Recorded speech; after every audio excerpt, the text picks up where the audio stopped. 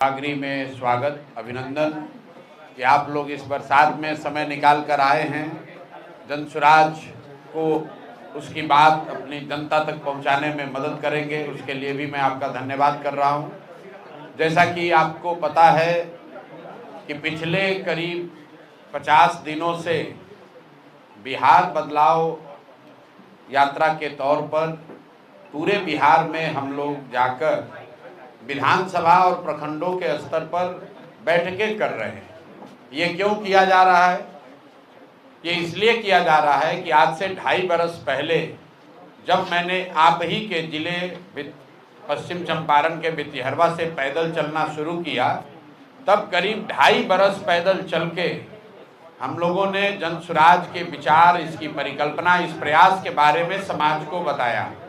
ये बताया कि बिहार में जो गरीबी है, जो अशिक्षा है, जो भ्रष्टाचार है, जो पलायन है, इन मुद्दों को समाज के लोग कैसे एक साथ आकर गांधी और बाबा साहब के आदर्शों पर चलकर कैसे वो इससे एक रास्ता निकाल सकते हैं।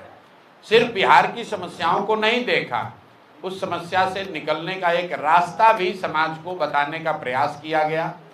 उसी प्रयास का नतीजा है कि करीब करीब 5500 गांव में मैं खुद गया, पैदल चल कर गया, और उसके बाद 2.5 बरस में करीब 1 करोड़ लोगों ने ये तय किया कि बिहार में एक बेहतर और सशक्त ईमानदार विकल्प की जरूरत है। और 2 अक्टूबर 2024 को सबने मिलकर एक दल बनाया जिसका नाम आप और हम जनसुराज के तौर पर जानते हैं। 2 अक्टूबर 2024 के बाद से करीब करीब 6 महीने हम लोगों ने उस दल का संगठनात्मक स्वरूप बनाने में लगाया है। आज मैं आपको यकीन से कह सकता हूं कि बिहार में राजनीतिक संगठन के तौर पर जनसुराज से बड़ा राजनीतिक संगठन कोई नहीं है। आपके पास विधायक मंत्री ज़्यादा हो सकते हैं, आपके पास सांसद हो सकते हैं, लेकिन कार्यकर्ताओं और सदस्यों के तौर पर जनसुराज आज बिहार का सबसे बड़ा आउटफिट है। भाजपा का यहाँ दावा है कि उनके करीब करीब 70 लाख प्राथमिक सदस्य हैं।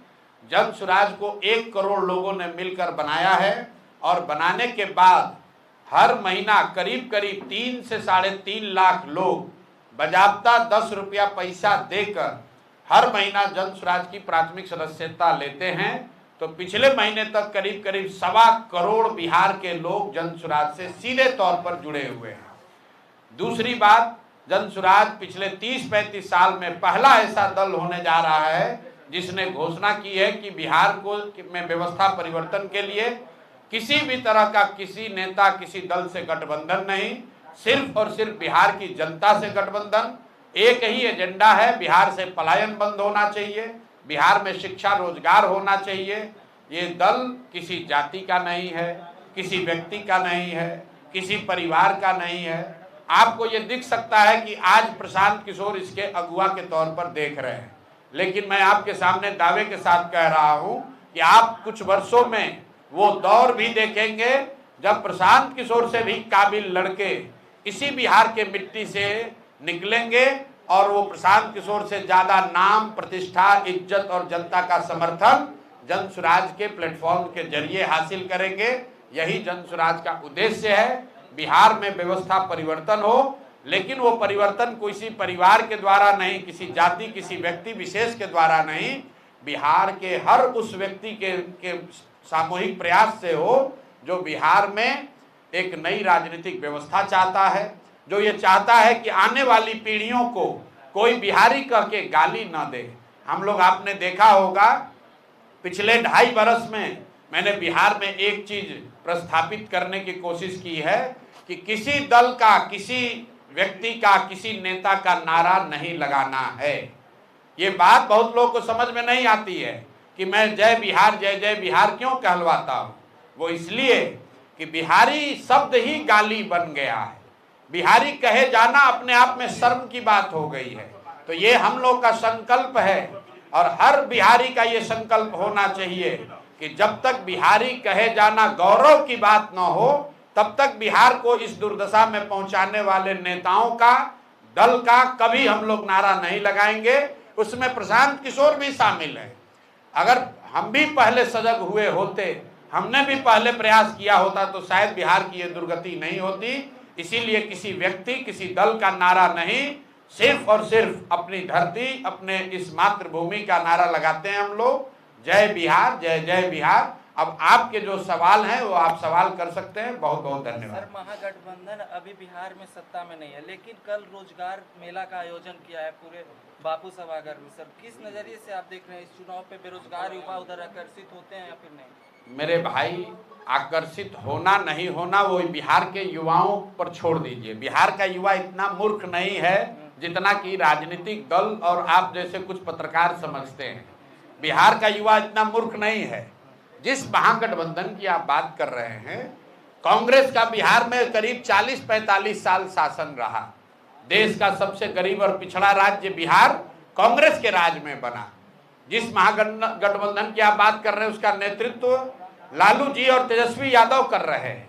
ये लोग पिछले 15 साल, 30-35 साल में 15 साल खुद मुख्यमंत्री रहे, 3 साल तेजस्वी यादव स्वयं से उप मुख्यमंत्री रहे। तो उन्होंने कितने रोजगार दिए हैं, बिहार की क्या दुर्दशा उन्होंने की है, ये प्रशांत किशोर को बताने की जरूरत नहीं है। पूरा समाज जानता है कि लालू जी के कालखंड को जंगल राज कहा गया, और पश्चिम चंपारण से ज्यादा इस बात को कौन जानता है किस दुर्दशा में यहाँ पर लोग रह रहे थे। शायद देश का एकमात्र बस का, पूरे बस का यात्रियों के साथ अपहरण की घटना अगर मुझे ठीक याद है तो इसी जिला में लौरिया के पास हुई थी। क्या उस दौर को आप वापस लाना चाहते हैं? ये रोजगार मेला और कलम बांटना, किसी ने कहा कि तेजस्वी यादव कलम बांट रहे, तो हमने कहा भाई तेजस्वी यादव कलम वाले नहीं, कट्टा वाले नेता हैं। जब तेजस्वी यादव और राजद की सरकार थी तो बिहार की पहचान कट्टा बनाने वाले राज्य के तौर पर होती है थी। अब क्यों कलम बांट रहे हैं हम आपको बता देते हैं। कोई जब आप सुनते हैं कहानी, शेर बूढ़ा हो जाता है, शिकार करने की क्षमता खत्म हो जाती है, तो सुने न सोना का कंगन दिखाता था। उसी तरह तेजस्वी यादव जैसे लोग कलम दिखाकर लोगों को भ्रमित करना चाहते हैं ताकि आप फंसिए।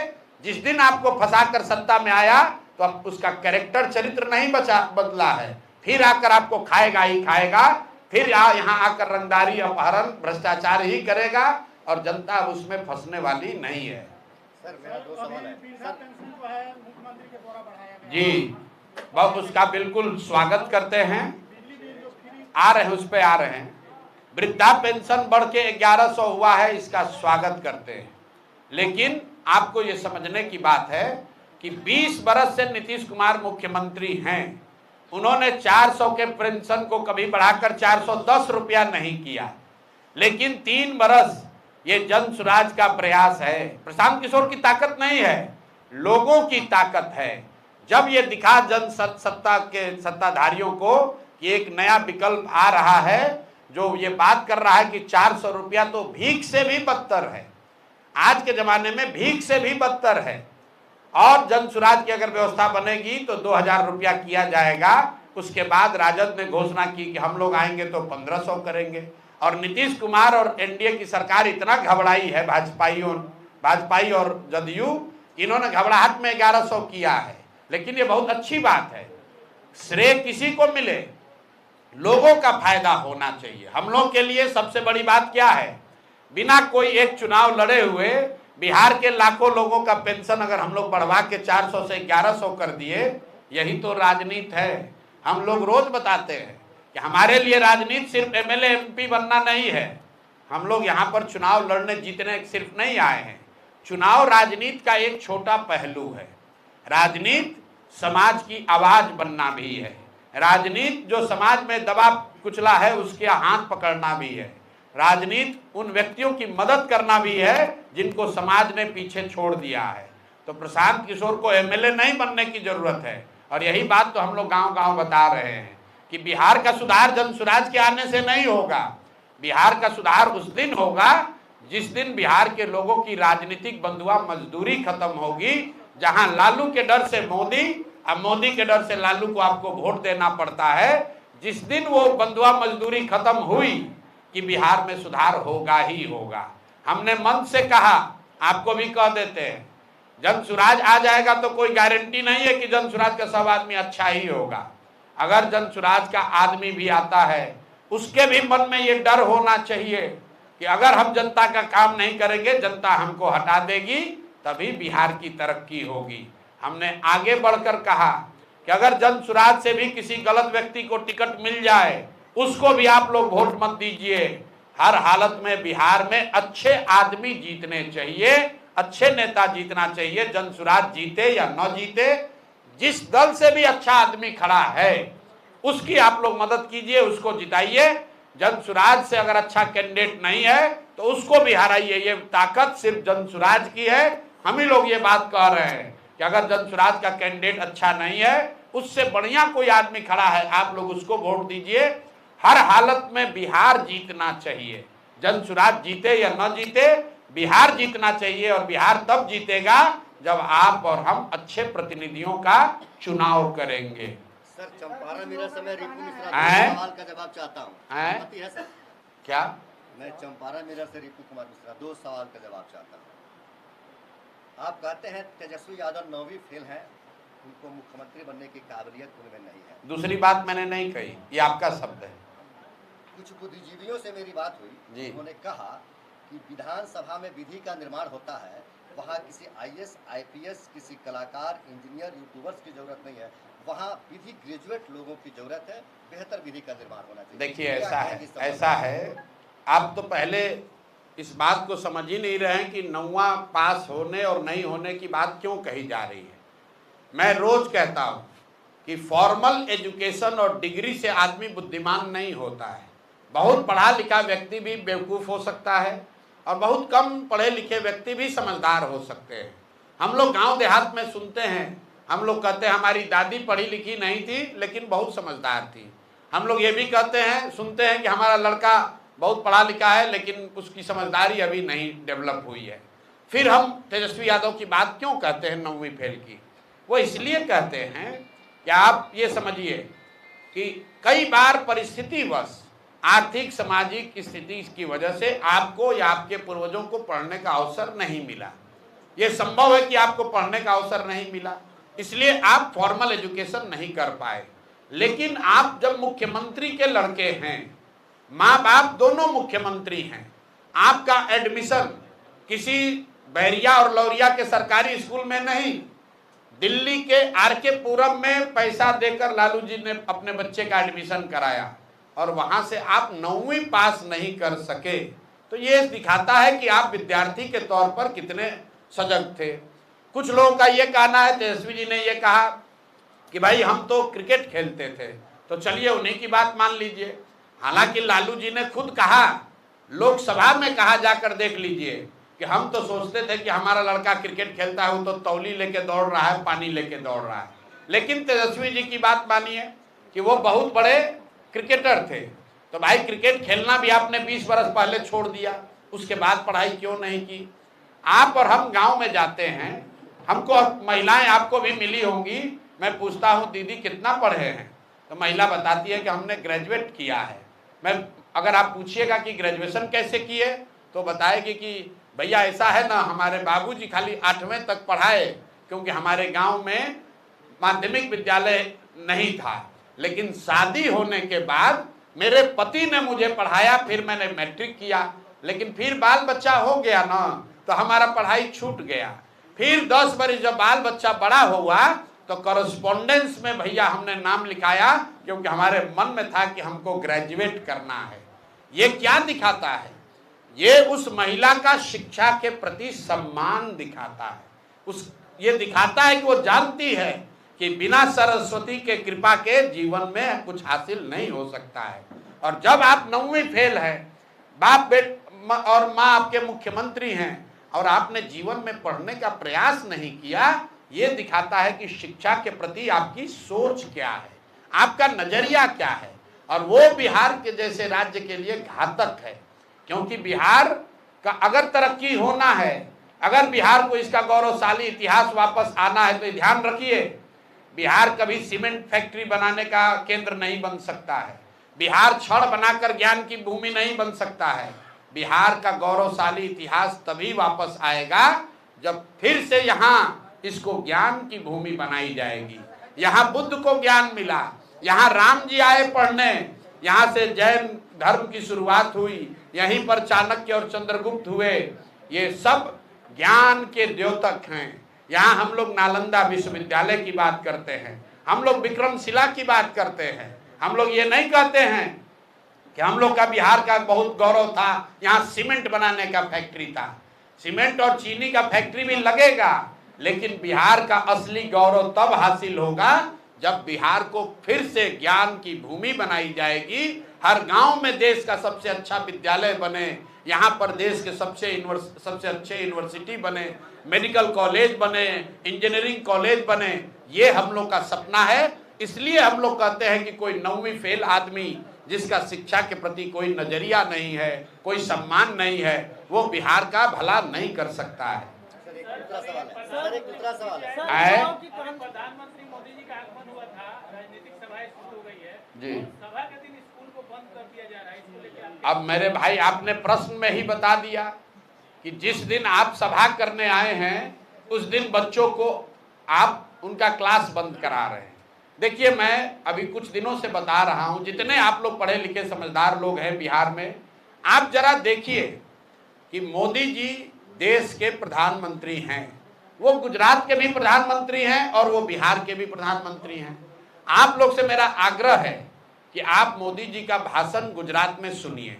गुजरात में मोदी जी जाते हैं तो वो बताते हैं कि जब 75 साल का गुजरात होगा तो वो कैसा दिखेगा, वहाँ शिक्षा कैसी होगी, वहाँ उद्योग कैसा होगा, वहाँ कृषि कैसी होगी। इसकी प्लानिंग, इसकी योजना अभी से बननी चाहिए। जब मोदी जी गुजरात जाते हैं तो बताते हैं कि सौर ऊर्जा का सबसे बड़ा केंद्र भी गुजरात में बनेगा। वहाँ पर वो गिफ्ट सिटी की बात करते हैं, वहाँ पर वो इन्वेस्टमेंट समिट की बात करते हैं, वहाँ पर वो बता रहे हैं कि कैसे पूरे देश को गुजरात देने वाला राज्य बनेगा। और जब बिहार आते हैं तो वही मोदी जी क्या बात करते हैं, भैया हम लोग आपको 4 किलो अनाज दे रहे हैं, ये मोदी की गारंटी है।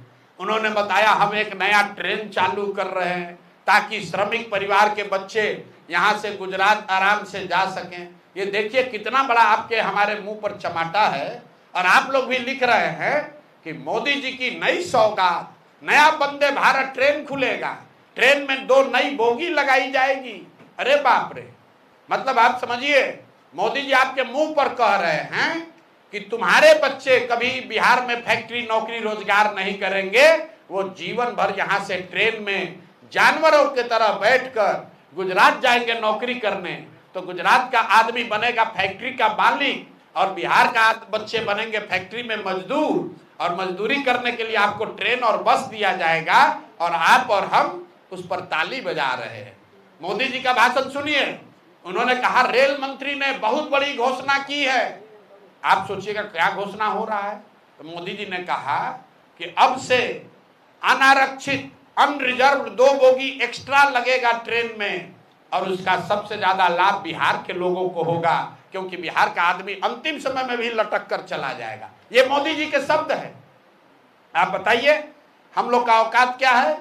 गुजरात का आदमी चलेगा 1 लाख करोड़ के बुलेट ट्रेन पर, आप बिहार के आदमी को कह रहे हो कि पहले से जो ट्रेन चल रही है उसमें 2 गो अनरिजर्व बोगी लगेगा। ये आपके लिए सौगात है और आप और हम इसकी चर्चा कर रहे हैं। आप बताइए 4 किलो अनाज पूरा देश में हम ही लोग को मिल रहा है।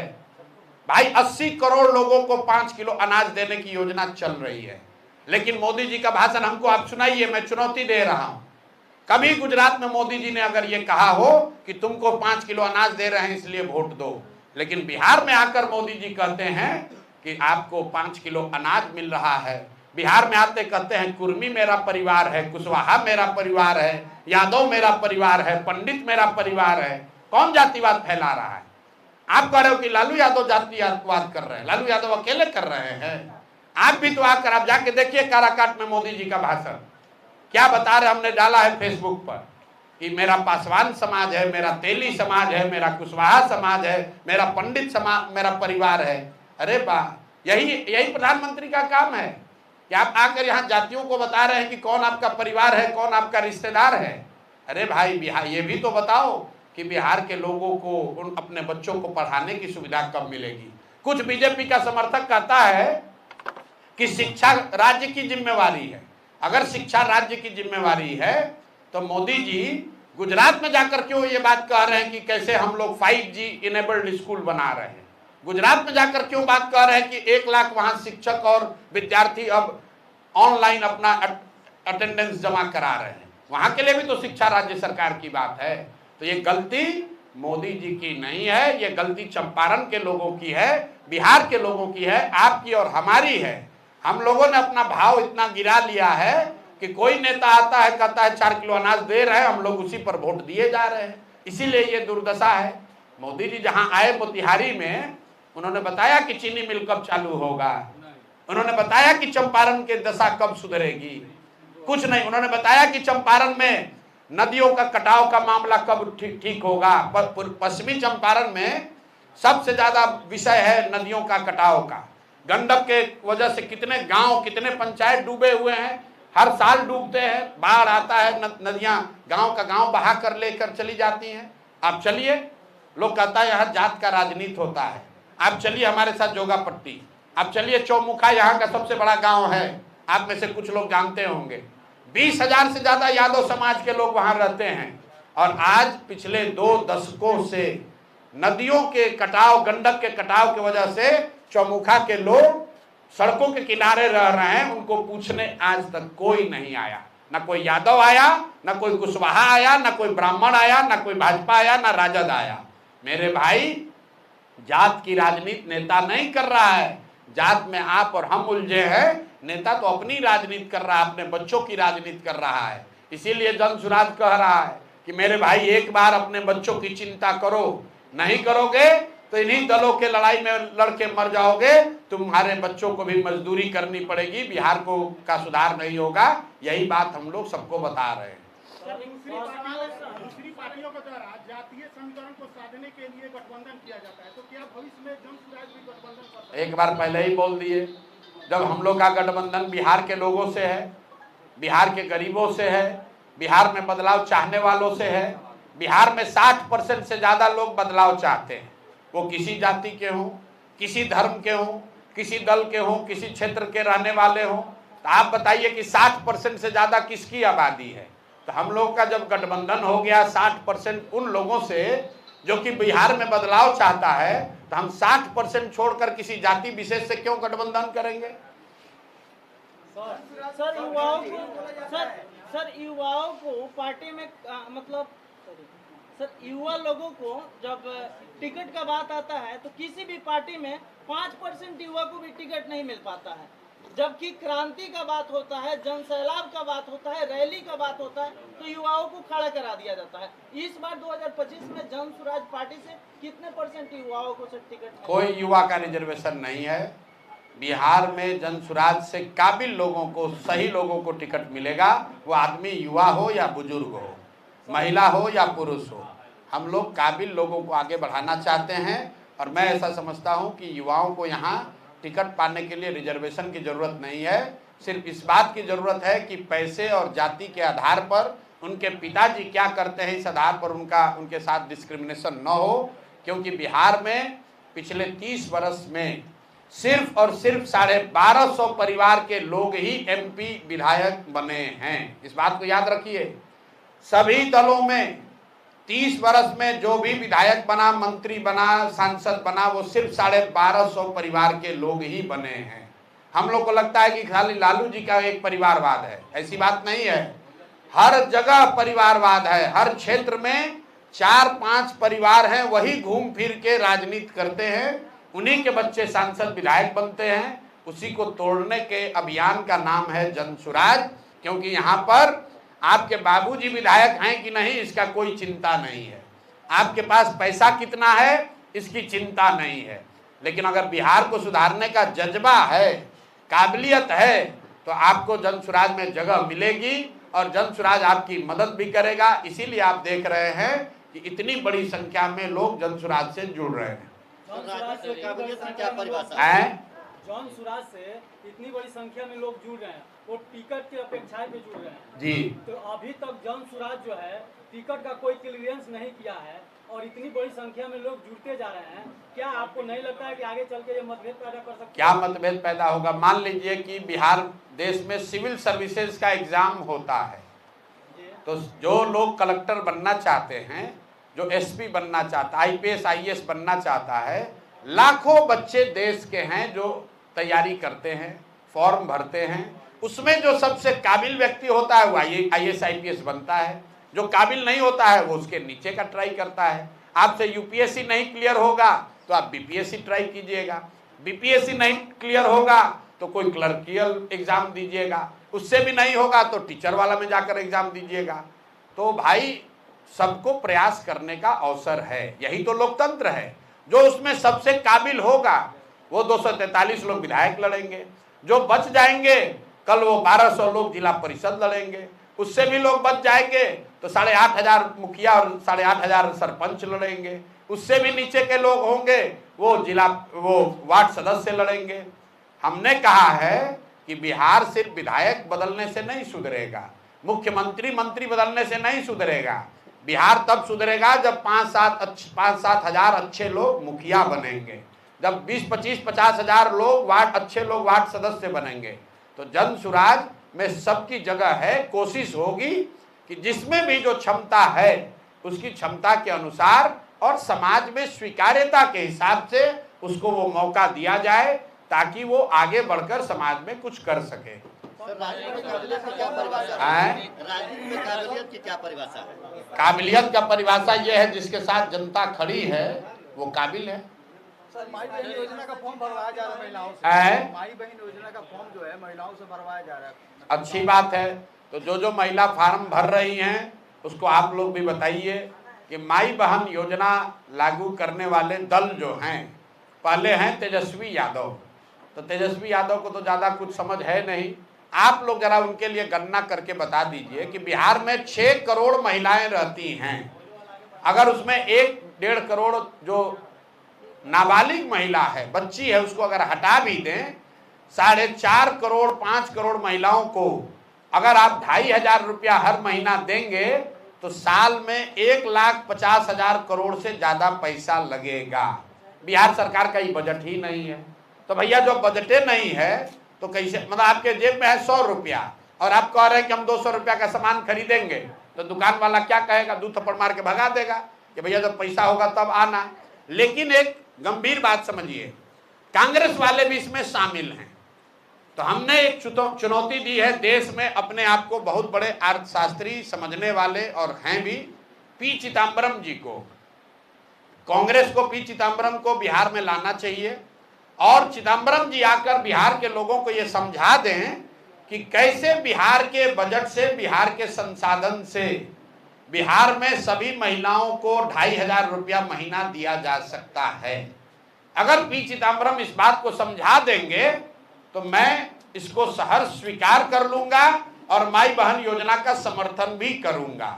लेकिन पी चिदम्बरम आकर बिहार में कांग्रेस की ओर से ये समझा दें कि 2,500 रुपया प्रति माह के हिसाब से अगर बिहार की महिलाओं को पैसा दिया जाएगा तो कैसे दिया जाएगा। साथ ही महोदय को खाली एक ही बात बताना है, राहुल गांधी भी रोज रोज आ रहे हैं, आप लोग जरा पूछिए कि अक्सर आप बिहार की महिलाओं पर इतना काहे फोकस है?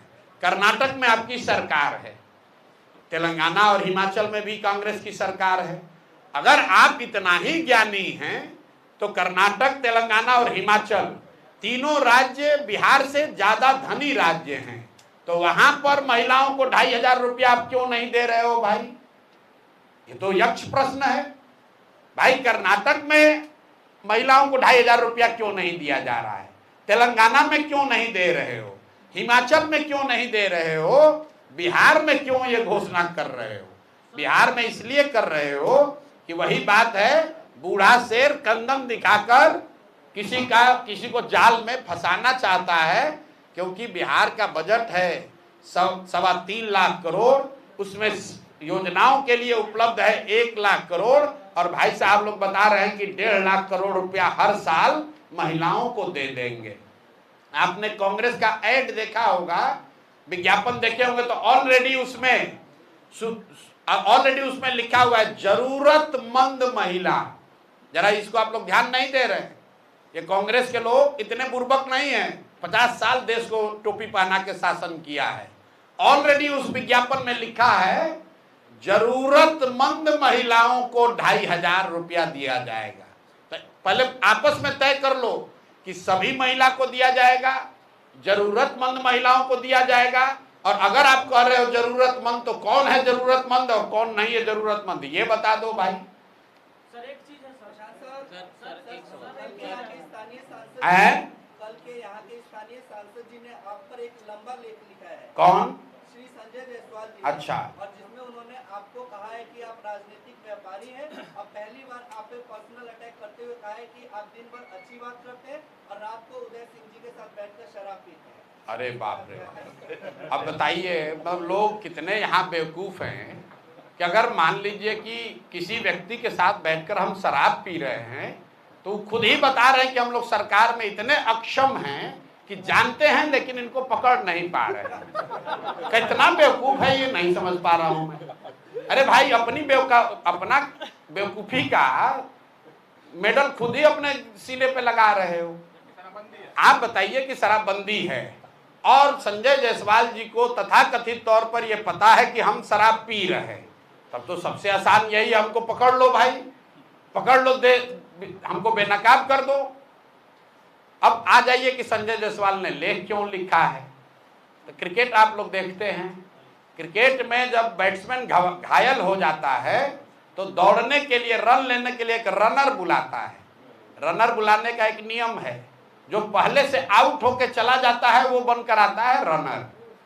क्रिकेट देखते हैं ना, तो जिसको अभी आगे बैटिंग करने आना है वो नहीं आता है रनर के तौर पर, जो आउट होके चला जाता है उसको बुलाता है, जाओ अब वो आदमी थोड़ा घायल हो गया है बैट्समैन, रनर के तौर पर दौड़ो। तो संजय जायसवाल वही आउट हुए बैट्समैन ने पहले अध्यक्ष थे, भाजपा ने हटा दिया।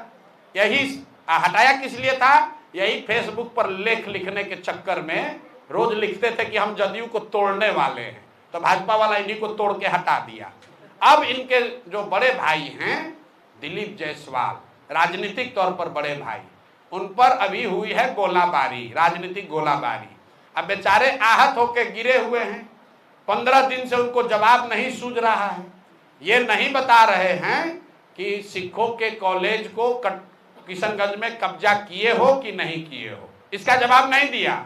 कह रहा है ऊपर भगवान है। भगवान आपके लिए तो हमारे लिए भी है, भगवान आपके लिए है तो उसके लिए भी है जिसका कॉलेज आप कब्जा किए हैं। तो इन लोगों ने अभी तक ये नहीं बताया कि दिलीप जायसवाल ने सिखों के कॉलेज को अवैध तौर पर कब्जा किया है कि नहीं किया है। इन लोगों ने ये नहीं बताया कि जो 2 महिला प्रेस के सामने आकर कह रही है कि दिलीप जायसवाल ने हमारे बच्चे राजेश, हमारे भाई, हमारे बच्चे का कत्ल कराया है, उस पर इन्होंने जवाब नहीं दिया। तो पीछे से ही रनर बनकर उतरे हैं दिलीप जायसवाल, संजय जायसवाल। तो भैया इनको क्रिकेट का नियम मालूम है कि जब बैट्समैन आउट होगा तो रनर को भी उसके साथ पवेलियन वापस जाना पड़ेगा। तो बेकार लपेटे में आ जाएंगे, ज्यादा उछलना नहीं चाहिए। फेसबुक पर लिखना जो है वो अपने नहीं लिखते होंगे, कोई अपने असिस्टेंट से लिखवाए होंगे, इतना उनको हिंदी का ज्ञान नहीं है कि उतना लिख पाए। और ज्यादा अगर उनको परेशानी हो रही है तब बेतिया में उनके कर्म और कुकर्मों की चर्चा हम पदयात्रा होते हुए बहुत सुने हैं उनके पेट्रोल पंप के बारे में, ये भी सुने हैं कि उनका यहाँ नर्सिंग होम कैसे चलता है और क्या होता है। तो ज़्यादा ना उलझें, नहीं तो दिलीप जायसवाल का तो अभी जवाब दे नहीं पा रहे हैं, अब भी उलझ जाइएगा। तो अभी उनको हम छोड़ रहे हैं क्योंकि रनर हैं, अगर बैटिंग करने आ जाएंगे तो इनका उपाय कायदे से किया जाएगा। ये प्रशांत किशोर है, किसी से डरता नहीं है, इनके जैसा कितने आए और कितने गए।